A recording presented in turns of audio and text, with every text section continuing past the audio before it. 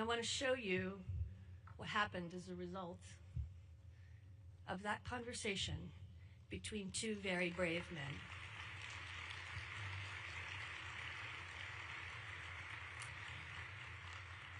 For those of you who are not familiar with Pennsylvania politics, you may not realize all of the people in that photograph, but they are the family of Governor Thornburgh, the family of Governor Casey, Governor Ridge, Governor Schweiker, Governor Rendell, Governor Corbett, Governor Wolf. Every living governor and the children of those governors who have passed in the Commonwealth of Pennsylvania since 1976, almost half a century. And every single one of those people and their families stepped up and said yes, and were there. And people from across the Commonwealth contributed money, sums large and small, to fix that house, because it's the people's house. And it is a house where men and women and children who have devoted themselves to the sacrifice of public service have slept. And it was such a privilege to stand in that room and to see this. And you may not have seen this picture before, because this wasn't a performative act. This wasn't a photo op. This was real, live men, women, and children coming together to support this family who had been attacked. And I don't have to tell you what parties all these governors were from, because it didn't matter. They were there to support this family. And so when we come to Eradicate Hate, and we say it takes one person to pick up the phone, another person to say yes, these two men embody the best of what we are, and these men and women in this picture embody the best of what we are. And they stood up and they did it. They've already done it. So when we as a country search for whether we can do it, we've already done it. We know how to do it. And so it is my particular honor and privilege to introduce the person who picked up the phone, a person who has been an integral supporter of Eradicate Hate since its inception, the 46th governor of the great state of Pennsylvania, Tom Corbett.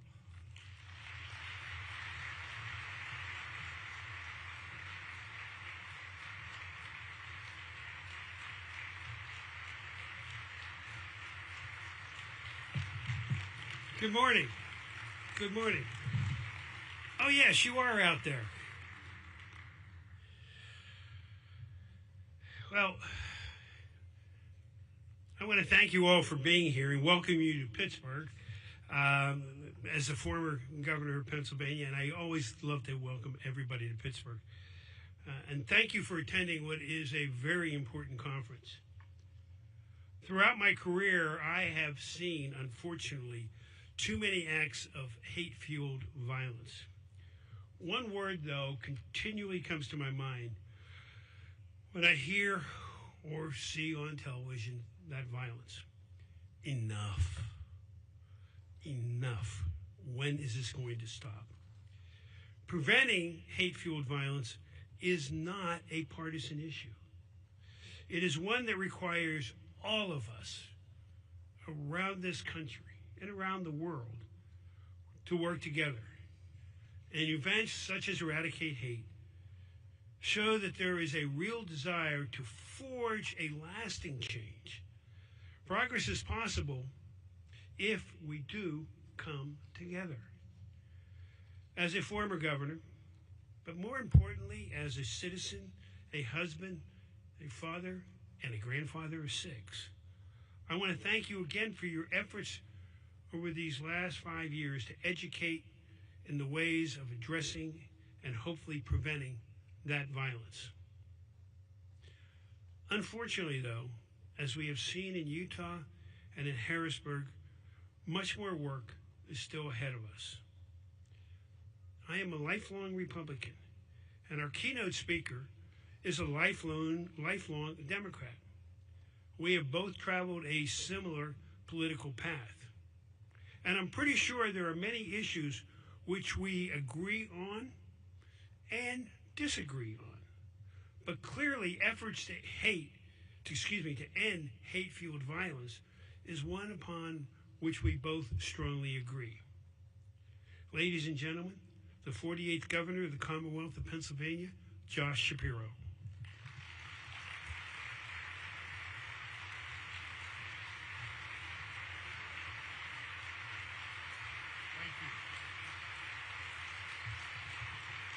Thank you.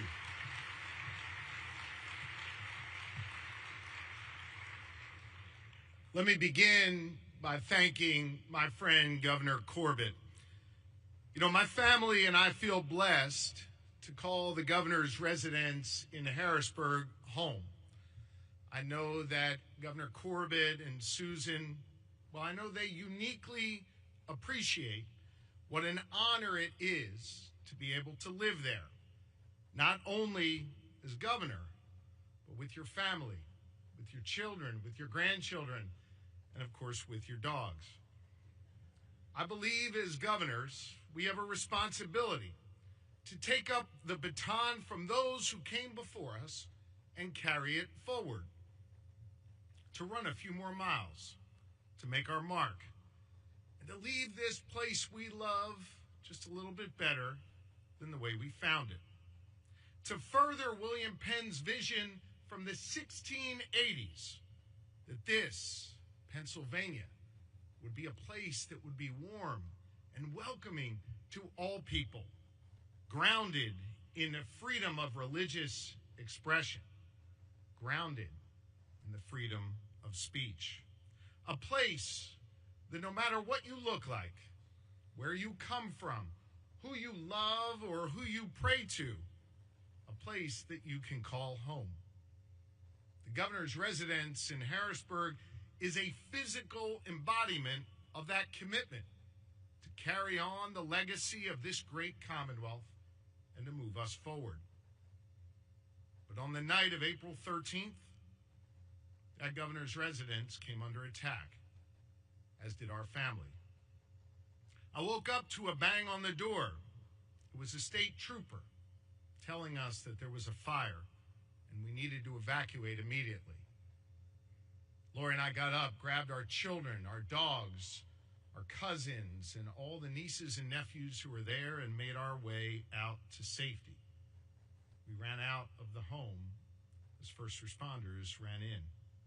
Just hours before, we had gathered in the state dining room for our Seder to celebrate the first night of Passover in the very room that the arsonist broke into and set on fire. It was there that he launched Molotov cocktails and made his way through the governor's residence wielding a metal hammer that he later confessed he was going to use to kill me when he found me. Not only was my safety threatened, but my wife, our children, members of our extended family were all at risk. I thank God every day that we were able to evacuate safely, that no one was physically injured, or worse yet, killed, that all the staff who worked at the residence, the brave police and firefighters and first responders who ran toward danger were okay. But understand, that doesn't mean that the attack hasn't left emotional scars. I can attest to that, especially as a father to 4 children, knowing that my life choices put them at risk. Violence in all forms is unacceptable. Political violence is particularly dangerous. Not only does it seek to injure, maim, or kill, it seeks to intimidate and terrorize and silence. I'm here today to tell you that I will not be deterred in my work on behalf of the good people of Pennsylvania, and I sure as heck will not be silenced.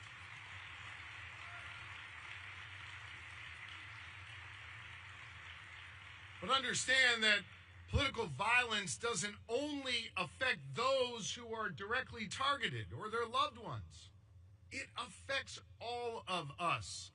It tears at the fabric of American society and the fundamental principles that this nation was founded upon. A nation where civil disagreements should be welcome, because we know that discourse can lead to progress. That is how we perfect our union. And that is what we've done over the last 2.5 centuries. We understand that when you hear speech you disagree with, the answer to that is more speech, not violence. Our democracy, well, it is stronger when more Americans participate in it and can make their voices heard. But unfortunately, political violence and the hate that fuels it has become far too common in our society. Think of it. In just the last year or so, we saw it in a field in Butler, Pennsylvania, with the attempted assassination of President Donald Trump.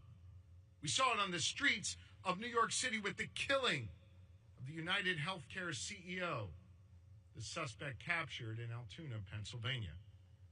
We saw it in the middle of the night in suburban Minnesota when an assassin took the life of Melissa Hortman, the former Speaker of their state house, and her husband, Mark. And yes, we saw it last week in Utah with the assassination of Charlie Kirk. Different places, different people, different perspectives, but one common thread: people using violence to settle political differences. Hear me on this. Leaders have a responsibility to speak and act with moral.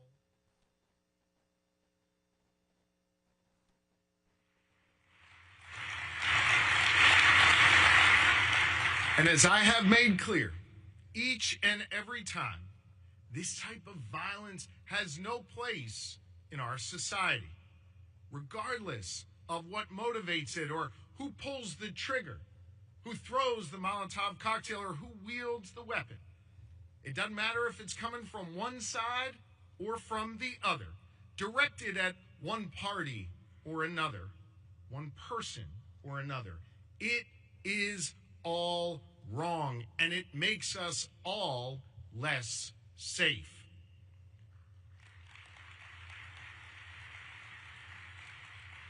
During moments like this, I believe we have a responsibility to be clear and unequivocal in calling out all forms of political violence and making clear it is all wrong. That shouldn't be hard to do.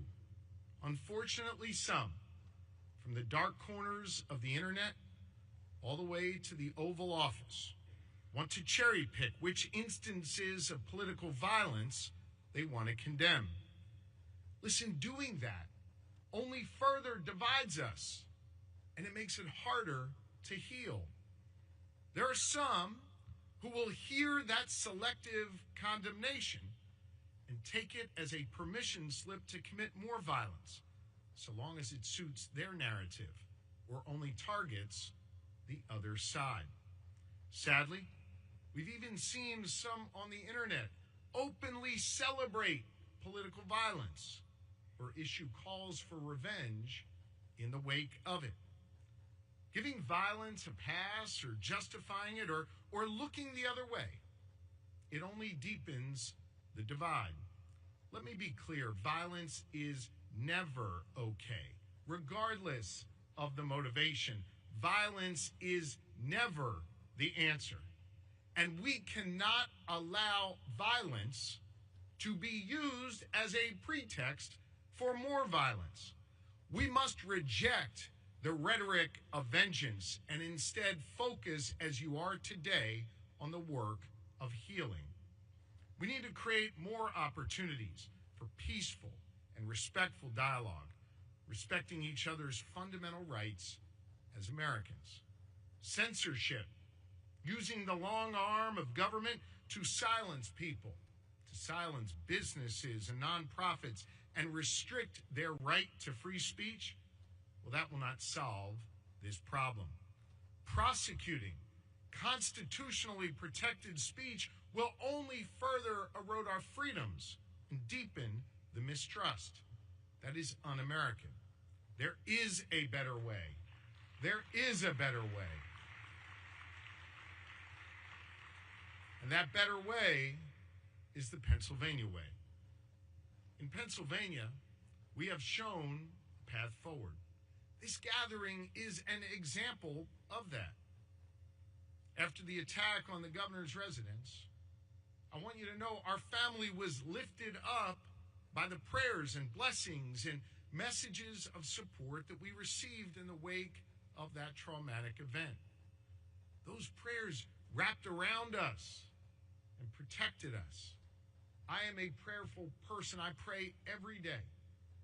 But I can tell you, I never felt the strength of other people's prayers being put on me until that moment.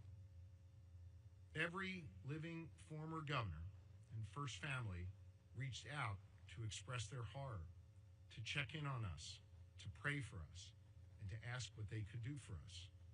So my wife, Lori, our First Lady, and I invited them to the residence to rededicate ourselves to upholding our Commonwealth's foundational values and to pledge our shared commitment to the residence's future as a place of community and as a place of resilience.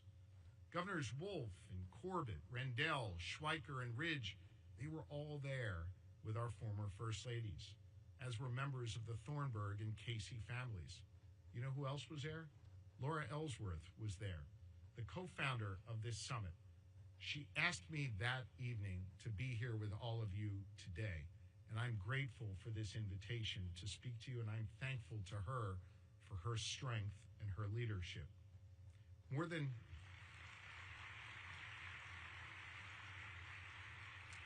a half of century of Pennsylvania leadership was represented in that photo you saw earlier, was represented on that day. They are Democrats and they are Republicans, leaders of different generations and from different parts of our Commonwealth. But they were united in speaking and acting with moral clarity, making clear that hatred and violence has no place here in Pennsylvania. Pennsylvania leaders from different parties speaking with one voice to reject the dark cycle of violence and instead bring light. We'll never know, but perhaps the words they shared, the mere fact that they gathered together, stopped other hate-filled or hate-inspired actions and brought down the temperature of a nervous Commonwealth. In the words of William Penn, we were an example to the nations, one that I think would make William Penn quite proud. But it's not just former governors or first families who showed us the way. It was the people of Pennsylvania who did that work. I want to share one such story with all of you. After the attack, our children wanted to do something for the firefighters who rushed in toward danger as we left towards safety. They wanted to make them a meal and be able to thank them for what they did. We served lunch to the firefighters from Harrisburg Fire Company and the area companies that responded to try and make sure we were safe. And after we served them lunch, we made a point to shake the hands of each of the firefighters and get to know them. An elderly man named John Wordle, an 82-year-old Christian chaplain from the North Penn Township Fire Department, came up to Lori and me and gave us a letter signed by each member of their department. He then asked me to turn the letter over, this beautifully typewritten letter signed by every member of the fire department. He asked me to turn it over, and I did. And on the back was his handwriting. And he said to me that he wrote a prayer that was most important to him in his life on the back and wanted me to have it. It's from the book of Numbers, chapter 6. The Lord bless you and keep you, he wrote. The Lord make his face shine upon you and be gracious to you. The Lord turn his face toward you and give you peace. I wept when I read that prayer that he wrote. I called Lori over, and we embraced this 82-year-old chaplain. It was a prayer, of course, of comfort, a prayer to make sure that we are watched over by God, and a prayer known to me as the priestly blessing. What you may not know, and what Chaplain Wordle certainly did not know, is that it's also the prayer I recite over our 4 children nightly. Simech Elohim kefraim v'himanasha, v'rechadai v'yishmarecha, Ya'er Adonai panav elecha v'chunecha, Yisa Adonai panav elecha v'yasem lecha shalom. I put my hands on my children's head when I say that each night. Those are words of healing, and they're words of hopefulness to me. And they are also words that again remind us of our shared humanity. Chaplain Wordle and I could not be more different in life. Different generations, different walks of life. Heck, we probably vote for different people come election time. Yet we were bound by that same portion of Scripture, a portion of hopefulness and healing and protection. It's a recognition that there is more that binds us together than divides us as Americans, no matter what those who stoke division would want to have us believe. Words are important, but we also need action, and I know you know that. It's one of the principal reasons why you're here today. We need to make sure people are safe here in Pennsylvania and all across America, safe to exercise their fundamental rights and freedoms, whether they're debating on a college campus, praying at a synagogue or church, or spending time at home with loved ones. We've done a lot of that work in my administration, helping fund more than 1,500 more police officers across our Commonwealth, driving out $15 million to churches and synagogues and mosques and other nonprofits to keep them and their members safe. Hiring more cops and strengthening our buildings, it helps, but it's not the whole solution. We have to do more. We need to address the hate that is spreading online and give our children the tools to be able to address it. I want you to know as parents, this is especially important to Lori and me. In fact, Lori had the idea of asking the Pennsylvania Department of Education to create a digital literacy toolkit that teachers and parents can use to help our children navigate online. I don't care whether our kids take a position on the political left or on the political right, but I do care that they're able to discern fact from fiction online.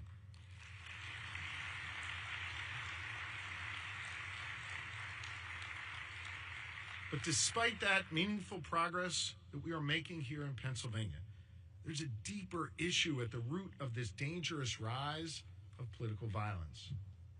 Too many people don't believe that our institutions and the people in them can solve problems anymore. They feel alone, ignored, shut out by a government that isn't working for them. This is particularly true of younger Americans. They feel unseen. They feel unheard. They feel unheard in the halls of government. They feel unheard in our elections, in the media, in our nonprofits, our businesses, and within the law. Frustrated by a lack of progress and consumed by this feeling of hopelessness, they find refuge, often in the dark corners of the internet where righteous frustration is taken advantage of and used to foment hate. It leads to a belief among some that the only way they can address their problems is through violence. They find online those who glorify violence and urge it on. What starts with cowardice keystrokes too often ends up with a trigger being pulled in our communities.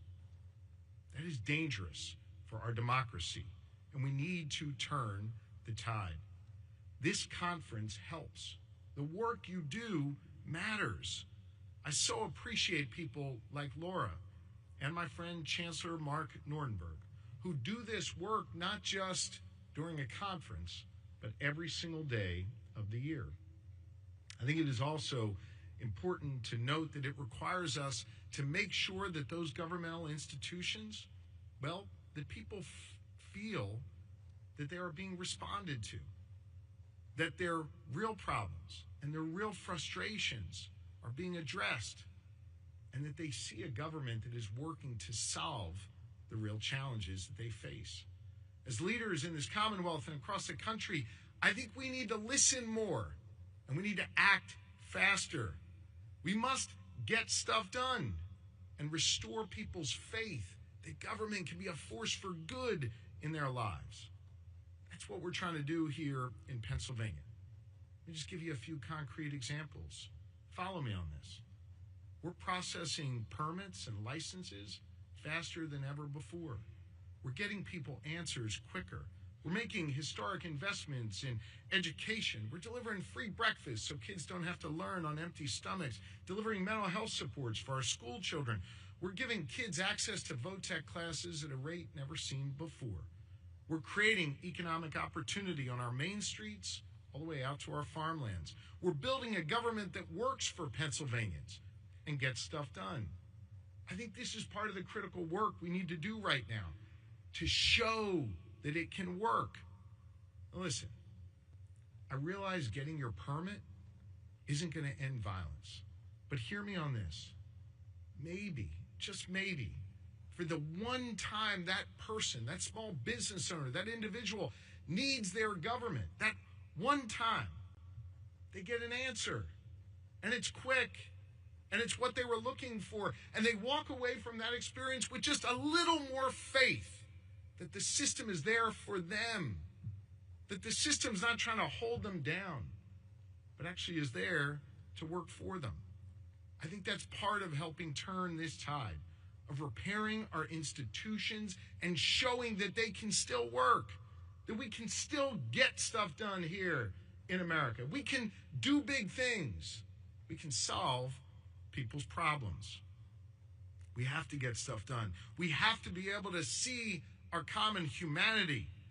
We have to reject the forces that are trying to pull us apart in person and online. We need to get back to something that I learned right here in Pittsburgh, at the corner of Forbes and Murray, the night after 11 of our precious souls were taken from us while they prayed on Shabbat morning. When I joined hundreds of you and our neighbors coming together in that light, cool mist of that October evening, holding hands, locking arms, singing and praying together, comforting one another, declaring that night with one voice that we would not let hate or bigotry or anti-Semitism permeate or further infect this loving community. Jews and Christians, Muslims, black, white, Asian, Latino, we all stood together. We all declared that. A cross-section of the entire community was here, grieving together, but also finding strength in one another. It was the people here on those streets of Pittsburgh who proclaimed that night and continue to proclaim to this day that we are stronger than hate. We are stronger than hate.